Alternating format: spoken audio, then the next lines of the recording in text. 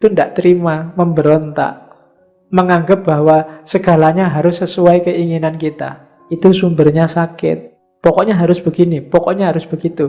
Nah, itu namanya tidak paham rumusnya hidup, katanya Epikuros. Hidup itu ya tidak selalu sesuai dengan keinginan kita, juga tidak selalu tidak sesuai. Kadang sesuai, kadang nggak sesuai. Itulah hidup.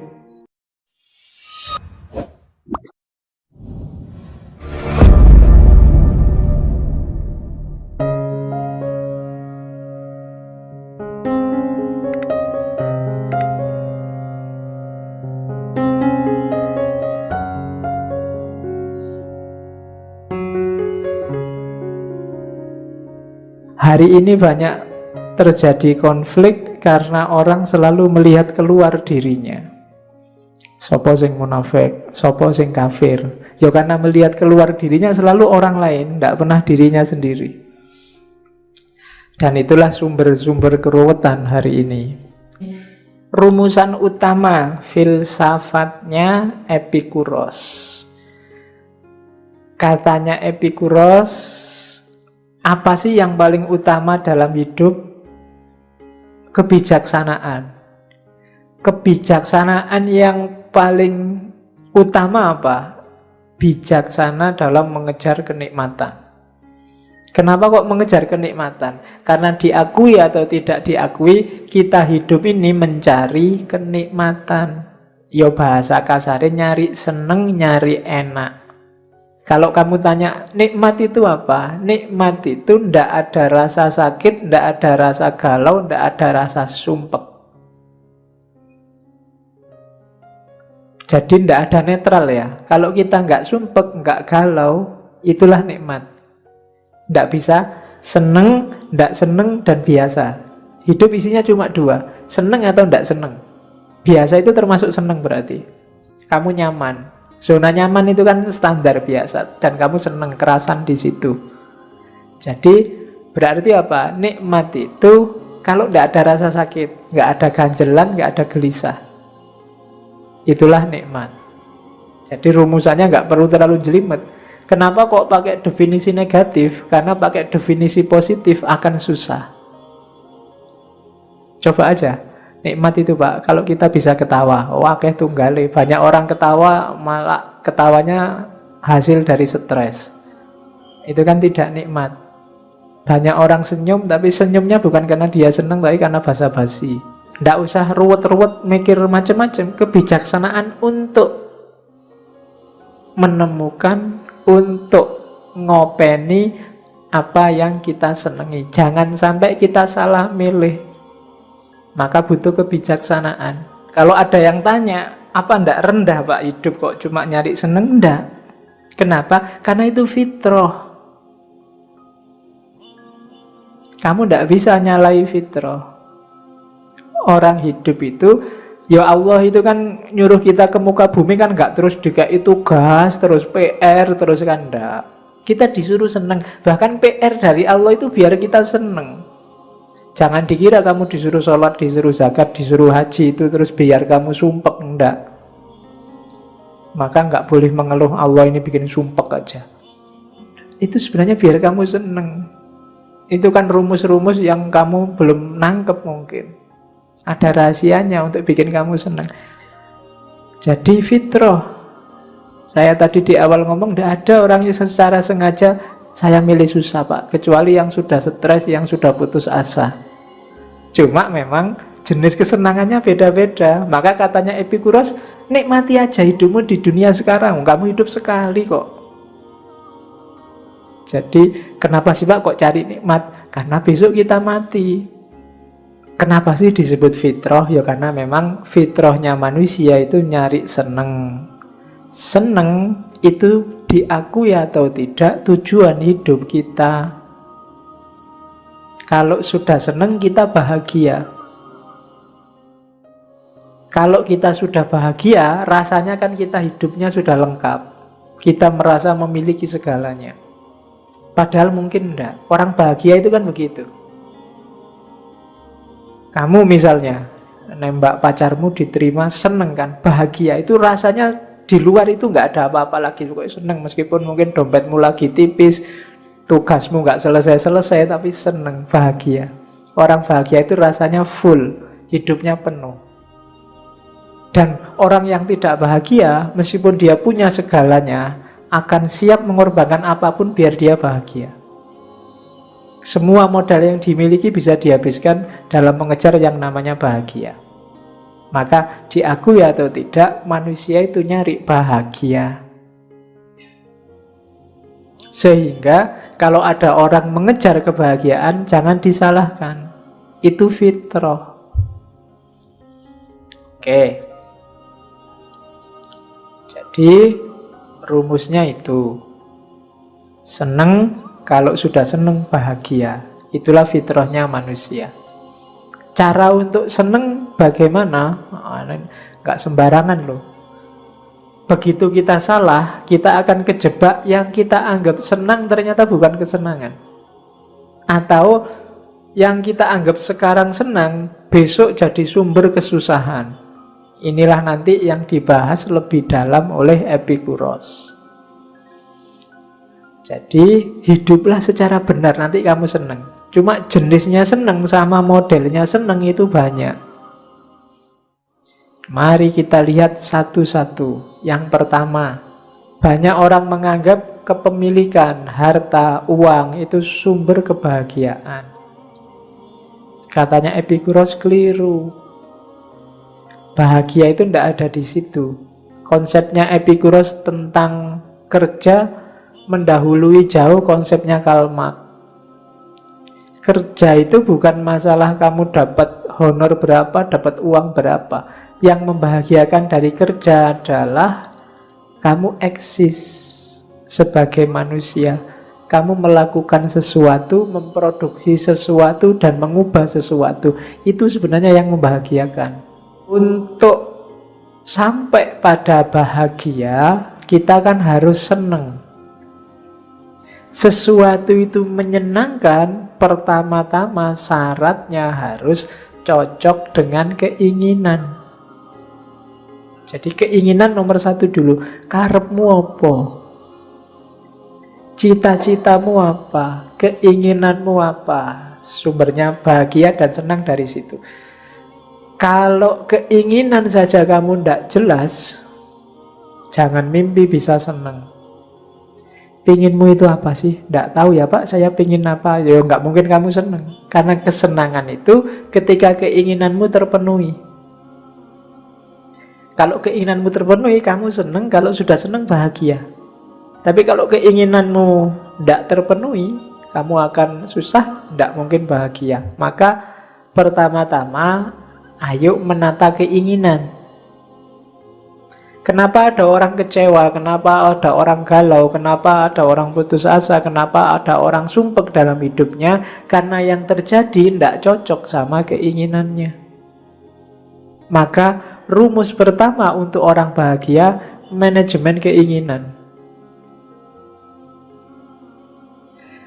Oke, jadi kalau keinginanmu melampaui batas yang seharusnya kamu inginkan, kamu akan sumpah. Maka ayo dirumuskan keinginan. Katanya Epikuros, keinginan itu jenisnya 3. Ada natural necessary, ada natural unnecessary, ada unnatural. Natural dan wajib, alamiah dan wajib, ada alamiah yang tidak wajib, ada yang tidak alamiah. Alamiah wajib itu harus kita penuhi kalau kita ingin senang. Makan itu alamiah wajib. Pakaian itu alamiah wajib. Tempat tinggal itu alamiah wajib. Orang menyebutnya kebutuhan primer. Kalau ini harus kita penuhi. Mandi itu sebenarnya alamiah wajib. Maka jangan sampai kamu nggak mandi. Apalagi sampai berhari-hari. Ya, ayo. Pengalaman juga ada, jangan-jangan. Jadi mandilah. Ya di samping kasihan tetanggamu, ya kasihanilah tubuhmu, hidungmu maksudnya. Jadi natural, necessary, alamiah dan wajib. Ini penuhi. Kalau ini jangan dipending. Makan itu alamiah wajib. Tidak usah bersumpah saya tidak makan Pak. Ya tidak, harus makan. Puasa boleh tapi harus buka puasa. Karena ini kebutuhan alamiah wajib. Begitu kamu langgar, kamu akan sumpek sendiri nanti. Baju itu termasuk alamiah wajib, penutup tubuh. Kalau nggak kamu tutup, ya kamu akan galau sendiri. Ya coba aja nggak ditutup. Jadi natural, necessary. Yang kedua, ya yang alamiah tapi levelnya yang unnecessary. Unnecessary itu ya bahasa Indonesia ini tidak wajib atau tidak sampai segitunya lah. Makan itu wajib, tapi makan yang mewah di restoran kelas tinggi itu unnecessary. Ya kalau levelmu nyampe ya dipenuhi aja, kalau nggak nyampe jangan dipaksa. Rumah itu, tempat tinggal itu natural. Setiap orang butuh naungan, butuh tempat tinggal. Tapi rumah mewah kelas apartemen itu unnecessary. Tidak harus begitu. Yang penting punya rumah, punya kos-kosan, jelek juga tidak apa-apa. Bocor-bocor dikit tidak apa-apa, asal kamu masih punya rantang apa timba buat nampung. Kan malah enak, ada musiknya buat meditasi. Loh itu kan kalau hujan kan ritmenya mesti teratur. Itu kan kamu bisa meditasi dengan suara embermu yang kejatuhan air. Ya, manfaatnya di situ. Tidak harus yang mewah. Yang mewah boleh kalau memang kamu mampu, tapi itu unnecessary. Apalagi tidak mampu dipaksakan, itu malah tidak boleh. Terus ada yang unnatural, tidak natural. Ya banyak. Tidak natural itu misalnya harus punya kekuasaan, harus jadi gubernur, itu tidak natural. Harus punya pacar cantik, tidak natural. Harus banyak yang tidak natural kalian. Jadi natural necessary, natural unnecessary, unnatural. Hati-hati dengan keinginan yang tidak natural. Kalau tidak penting banget, mending tidak usah. Pak, saya ingin terkenal sekali, Pak. Jangan. Terkenal itu nggak natural. Tapi saya ingin jadi artis, boleh. Tidak apa-apa. Tapi terkenalnya itu jangan jadi keinginan. Biasanya yang tidak natural ini sumber kekecewaan, sumber sumpek. Pak, saya ingin tersohor sekali, terkenal, semua orang ngerti saya gitu loh, Pak. Kelihatannya nyaman, tapi karena dia tidak natural, di titik tertentu dia akan jadi sumber masalah. Mending tidak ada orang kenal kamu mungkin. Itu yang sering bikin saya sumpek. Saya ada langganan angkringan itu sekarang sudah jarang tak datangi. Gara-gara yang angkring ngerti sekarang kalau saya dosen. Awalnya aku santai wae, begitu ada mahasiswa datang, wah Pak Faiz, salaman cium tangan, salamat wis. Ya, kalau saya datang, wah ini Pak dosen, monggo Pak, ngerasaaken nopo, ndak enak, ndak natural sudah. Jadi unnatural, jangan dikira popularitas itu membahagiakan. Kekuasaan juga begitu. Jangan dikira kamu ngincer kekuasaan sampai mengorbankan banyak hal. Itu ndak natural. Kalau datang padamu nggak masalah, cuma ndak usah dikejar-kejar, dia unnatural. Nggak usah fokus ke situ maksudnya. Karena begitu dia kamu inginkan, dia akan jadi sumber kekecewaanmu. Kalau yang natural necessary, boleh kamu inginkan kalau memang dalam ring kekuatanmu, kapasitasmu. Kalau yang natural necessary, harus kamu inginkan.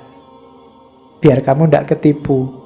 Jadi penataan pertama itu, ingatlah kategori-kategorinya. Jangan sampai kamu kebalik, yang natural necessary dikorbankan untuk yang unnatural. Rumusnya tadi ya. Yang pertama, kalau ingin hidup senang, abaikan keinginan ketiga. Fokuslah keinginan pertama. Jadi fokusmu itu gimana caranya kebutuhan primermu terpenuhi cukup. Kemarin bulan lalu beberapa sesi kita ngomong para sufi. Persis inilah yang dilakukan para sufi. Untuk dunia, kejarlah yang primer saja. Setelah itu ayo kita ngejar akhirat. Bahwa nanti yang nomor 2 sama nomor 3 datang, ya silahkan aja, cuma enggak jadi fokus lagi. Datang ya biar datang aja dan enggak terikat dengan itu. Enggak butuh kaya, enggak butuh terkenal, enggak butuh banyak yang suka, enggak penting.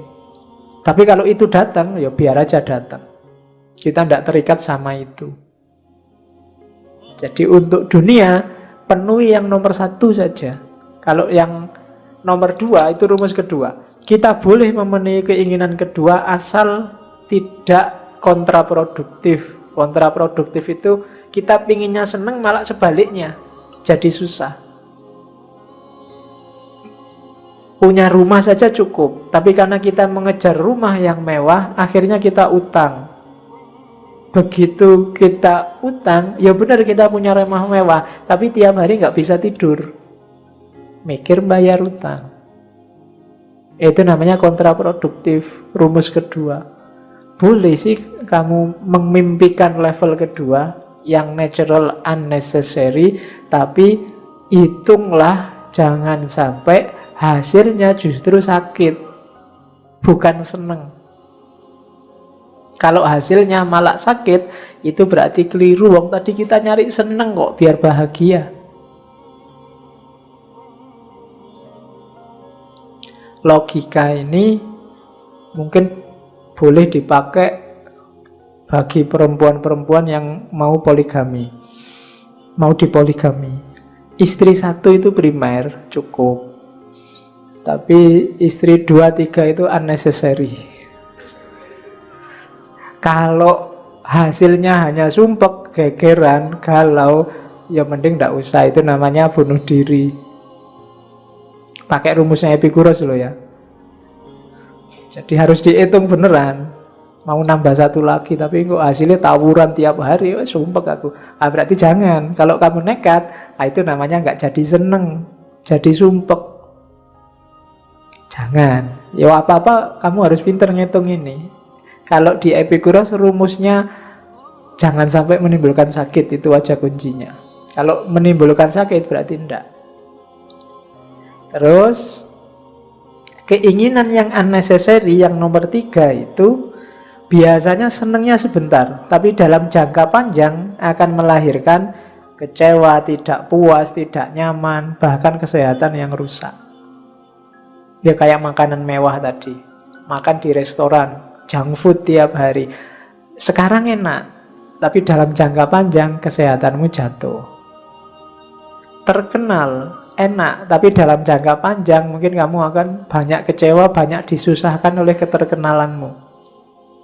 Karena kamu terkenal, terpaksa kemana-mana kamu mikir penampilan. Masa orang terkenal kok kayak gini, bajunya harus bagus dong, harus tampilnya enak dilihat dong, harus malah mahal, malah menyusahkan. Sukses juga begitu. Sudah terlanjur kamu mengejar kesuksesan materi, begitu kaya luar biasa, ya kayak tadi kamu jadi sumpek sendiri. Melindungi hartamu, mengembangkan hartamu, muter modalmu, dan seterusnya. Harusnya orang hartanya lebih banyak itu kan lebih santai. Tapi dalam kenyataannya, yang hartanya lebih banyak, lebih capek, lebih sumpek. Itu karena cara berpikirnya mengabaikan yang natural necessary, fokusnya pada yang unnatural atau yang unnecessary.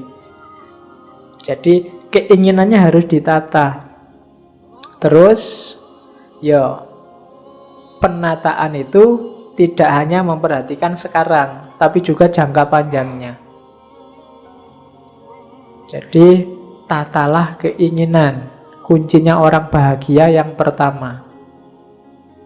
Dari keinginanmu yang beres, keinginanmu yang mudah dipenuhi, berarti segera kamu akan sampai pada kebahagiaan. Tapi kalau keinginanmu susah dipenuhi, ya masih lama bahagianya. Oke, terus. Nah, ngukurnya terus gimana kesenangan itu? Ukurlah dari 3 hal. Intensitasnya, durasinya, dan kemurniannya. Ya. Ini ranking ya, 1, 2, 3. Semakin ke bawah, semakin sejati, semakin ke atas, semakin enggak. Yang paling mudah seneng itu diukur intensitasnya, kuatnya rasa. Enak, nikmat, Jawa Timur kan gitu ngomongnya. Ya, kuwedi, duwowo kan gitu. Lah ya lah Jawa Timur kan gitu kalau ngomong. Kalau orang Jogja kan duwowo jadi dowi. Kurang mantap. Jawa Timur duwowo sepure kuwedi. Oke. Diuber-uber melawayu. Nah, itu orang Jawa Timur. Ya. Jadi kan itu nadanya itu sangat luar biasa. Saya kan Jawa Timur ngerti. Oke, yang bikin kaget dulu waktu saya ke Jogja pertama ditanya di warung itu, "Mas, makannya ikan apa?" "Saya ikan kerupuk aja, Bu." Heran, ikan kok kerupuk? Karena Jawa Timur kan ada mangan iwak kerupuk. Jadi iwak kerupuk, jadi ada ikan kerupuk. Itu di barat tidak ada ikan kerupuk itu. Adanya di Jawa. Iwak tempe barang itu tidak ada. Oke. Jadi kesenangan yang pertama diukur kuatnya rasa. Enak tidak enak secara indrawi. Melihat yang cantik itu intensitas. Merasakan makanan enak itu intensitas. Meraba yang halus itu intensitas. Mencium yang wangi, membau, kalau mencium itu kan beda. Membau yang wangi-wangi itu intensitas. Kuatnya rasa. Tapi ini pendek biasanya. Perhatikan juga durasinya. Carilah kesenangan yang durasinya lebih lama. Meskipun intensitasnya sebentar, tapi durasi senangnya lama. Mana yang senyumnya membahagiakanmu lebih panjang? Itu biasanya lebih menyenangkan. Jadi melihat senyumnya dia sampai berminggu-minggu aku tidak akan lupa. Itu berarti durasinya lebih lama dibandingkan yang seneng sebentar terus sudah lupa besok. Itu berarti durasinya pendek. Pilihlah yang durasinya lebih lama. Atau ada yang lebih menyenangkan lagi dibandingkan itu apa? Yang lebih murni. Yang lebih murni apa? Yang tidak ada rasa sakitnya sedikit pun. Hampir semua kesenangan itu melewati rasa sakitnya. Ada rasa sakitnya.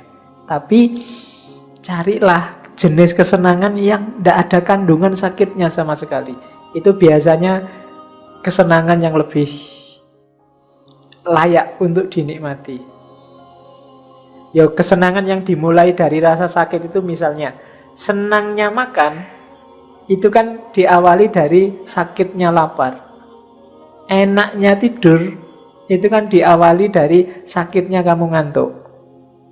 Ngantuk itu kan sengsara. Kamu degluk itu kan luar biasa sengsaranya.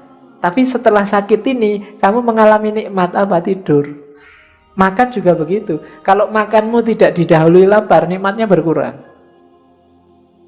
Berarti makan itu senangnya tidak murni. Senang yang murni itu contohnya kayak tadi, persahabatan. Ini kan senangnya murni. Kesehatan. Kalau Epikuros mencontohkan kesehatan, karena kesehatan itu senangnya murni. Nggak didahului sakit. Lu Pak harus sakit dulu, enggak.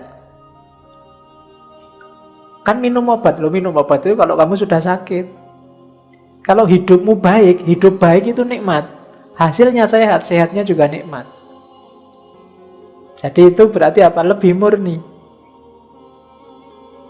Mungkin agama bisa kamu masukkan, cuma Epikuros Orangnya tidak percaya Tuhan secara eksistensial, dia percayanya Tuhan fungsional aja. Kalau ada manfaatnya ya, kalau enggak ya buat apa. Ya, jadi Tuhan yang fungsional. Kalau Tuhan yang tidak jelas, nanti dia punya teori yang menggegerkan dunia teologi. Ini yang saya bilang tadi. Epikuros itu jajal pakai logika, menganalisis Tuhan. Ini dulu pernah saya bahas ketika ngomong tentang argument of evil, argumen kejahatan yang melawan Tuhan. Katanya Epikuros, ayo dipikir ya, tentang bencana alam. Ini namanya trilema. Trilema Epikuros. Alam ini kan banyak sekali kejahatan. Orang kan sering mengaitkannya sama Tuhan. Tentang kejahatan, apakah kejahatan manusia atau kejahatan alam, itu kira-kira kehendaknya Tuhan atau bukan, kekuasaannya Tuhan atau bukan.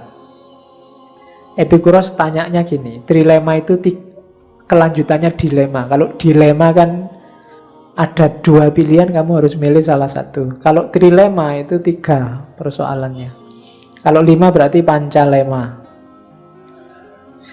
Ya nanti Pancasila kalau nggak jelas maunya kemana jadi pancalema.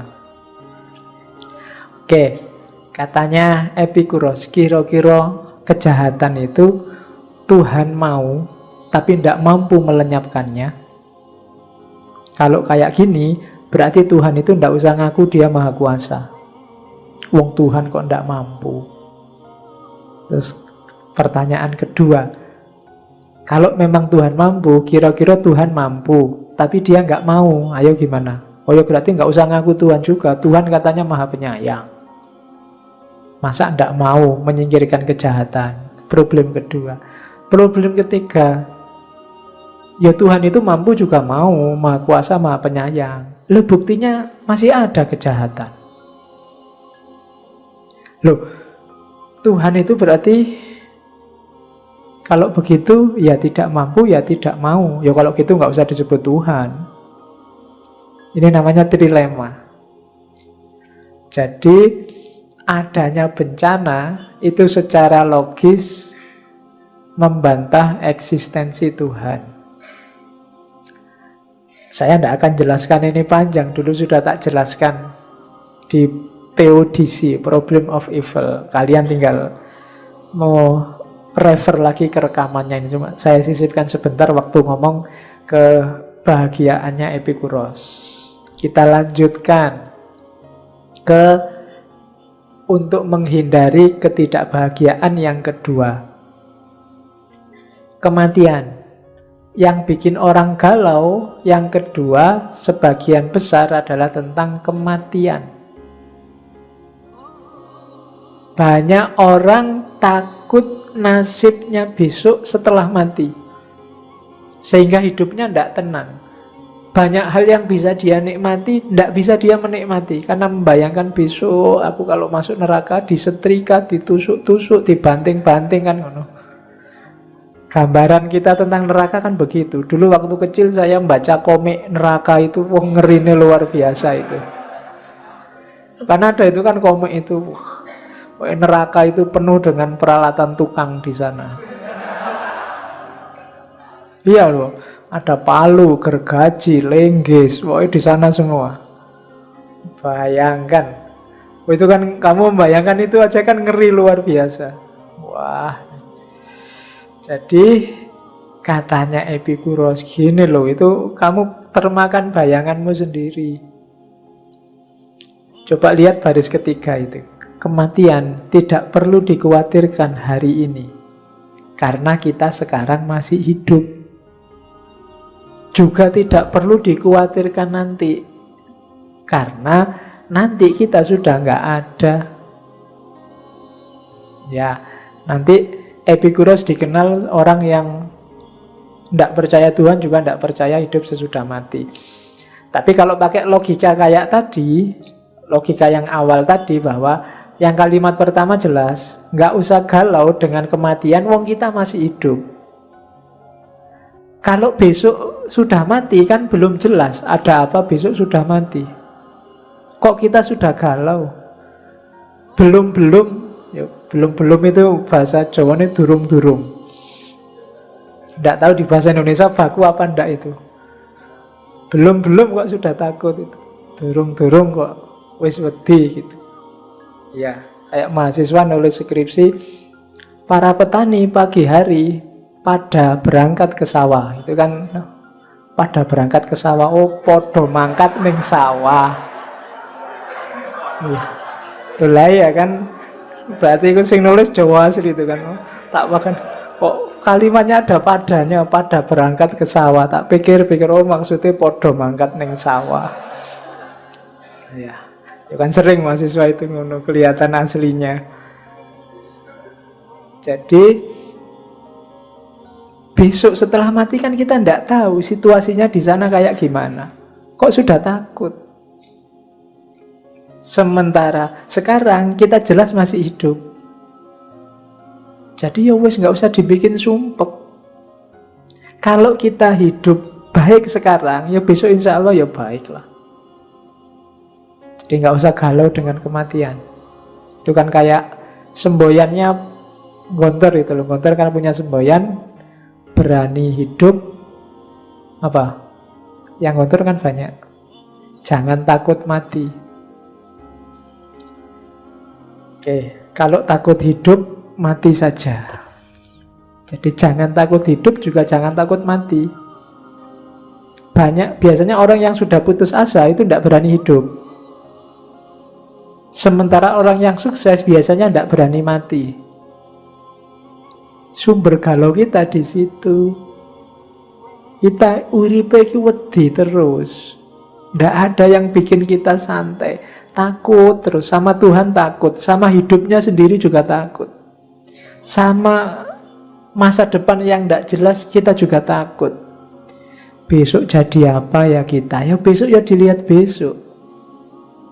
Kamu galau untuk besok kok mikirnya sekarang. Nah itu kesalahan kita di situ, katanya Epikuros. Kematian nggak perlu dikhawatirkan sekarang, karena kita masih hidup. Dan juga nggak perlu khawatir nanti, karena nanti itu kita sudah nggak ada, kita sudah mati. Jadi kematian tidak perlu dicemaskan, singkirkan kecemasan itu. Mati itu kan berakhirnya pengalaman indrawi, katanya Epikuros. Kita takut sakit, kita takut, itu kan indrawi. Begitu kita mati, jasad indrawi kita sudah selesai. Sudah mengurai, sudah dikubur, sudah selesai. Seandainya ada rohani, ya nanti roh itu kan yang masih ada. Epikuros ini kalau dalam filsafat pewaris atomisme. Demokritos, dia percaya bahwa hidup ini modelnya adalah atom. Isinya cuma dua, atom sama kekosongan. Jadi nanti susunan-susunan atom inilah yang bikin alam semesta ini macam-macam. Susunan atom tertentu melahirkan kayu, atom tertentu melahirkan batu, struktur atom tertentu melahirkan manusia, dan seterusnya. Atom-atom ini sifatnya abadi kalau di atomisme, dan itu diwarisi oleh Epikuros dari Demokritos, filosof Yunani awal, filosof alam. Kalau kalian susah menggambarkan atom, bayangkan mainannya anak kecil-kecil, Lego. Lego itu kayak atom macam-macam itu, Legonya sama, cuma kombinasi-kombinasi Lego itu bisa melahirkan barang macam-macam. Bisa jadi robot, bisa jadi kapal, bisa. Itu karena cara nyusun Lego. Itu kombinasi antara Lego dengan ruang kosong. Nah, alam semesta juga begitu. Bahannya namanya atom, nanti konstruksi macam-macamnya melahirkan isinya alam semesta ini. Itu atomismenya. Sengaja nggak saya angkat di sini, kapan-kapan kalau kita ngomong metafisika yang masuk ke atomisme. Jadi yang kedua, untuk bahagia nggak usah takut mati. Yang pertama, nggak usah takut Tuhan. Sebenarnya kita itu bisa kok menanggung kesulitan hidup, asal nggak cengeng. Kita biasanya terlalu melankolis, terlalu cengeng menghadapi musibah, sehingga rasanya berat. Katanya Epikuros, begitu kita dapat musibah, rumus pertama biar musibah itu terasa ringan, apa? Terimalah apapun yang terjadi, yang diberikan oleh alam semesta pada kita. Apapun yang menimpa kita, terimalah, maka tidak ada yang berat. Dikasih sakit, diterima saja, dicari obatnya sesuai kapasitasnya, maka tidak berat. Yang berat itu kalau kita memberontak, melawan, itu yang sumbernya penderitaan jadi berat kan itu. Waduh, nilaiku kok jatuh ya, terus kamu memberontak, tidak terima, masa nilaiku jatuh gini, harusnya aku ning kelas paling pinter. Dan kamu galau di situ. Padahal ya sudahlah, diterima, besok belajar lebih keras lagi. Simple, selesai penderitaanmu. Tapi kalau kamu panggul terus, kamu berontak terus, jadinya berat. Terimalah dulu, akuilah. Ada orang yang tidak ngakui kan kalau hidupnya berat, tidak ngakui kalau dirinya sedang sakit. Mohon maaf ya, saya ngantuk, tak tidur dulu, diterima aja. Nggak usah bertahan mati-matian melek. Kalau ngantuk ya ngantuk aja, biasa aja. Terimalah yang diberikan oleh alam. Yang pertama itu. Yang kedua, ingatlah yang warna kuning itu. Segala yang terjadi tidak harus sesuai dengan kehendak kita, keinginan kita. Demikian juga tidak harus tidak sesuai. Alam semesta punya rumus sendiri yang bikin kita merasa tidak kuat nanggung kesulitan hidup karena kita bikin rumus sendiri. Kalau sekeliling kita cocok sama keinginan kita, ya sudah. Kalau tidak cocok, ya sudah. Lebih nyaman untuk hidup. Yang bikin berat itu tadi, kamu berontak. Yang ketiga, kita selalu ingin ngontrol segala yang ada di sekeliling kita. Seolah-olah kita sutradaranya. Itu yang bikin kita galau. Bikin kita merasa menderita. Seolah-olah yang di luar kita harus kita yang nyetir. Kita ingin ngatur terus. Harus begini, harus begitu, harus begini, harus begitu. Seandainya kita ngatur 10, mungkin ada 3 yang gagal. Dan kita galau gara-gara 3 ini. Itu sering. Jadi rumus yang keempat, tidak sulit sebenarnya menanggung kesulitan itu. Yang bikin sulit kita sendiri. Ya kayak tadi bahasaku, kita sering cengeng. Cengeng itu tidak terima, memberontak, menganggap bahwa segalanya harus sesuai keinginan kita. Itu sumbernya sakit. Oh, siapa kita? Pokoknya harus begini, pokoknya harus begitu. Nah, itu namanya tidak paham rumusnya hidup, katanya Epikuros. Hidup itu ya tidak selalu sesuai dengan keinginan kita, juga tidak selalu tidak sesuai. Kadang sesuai, kadang nggak sesuai. Itulah hidup.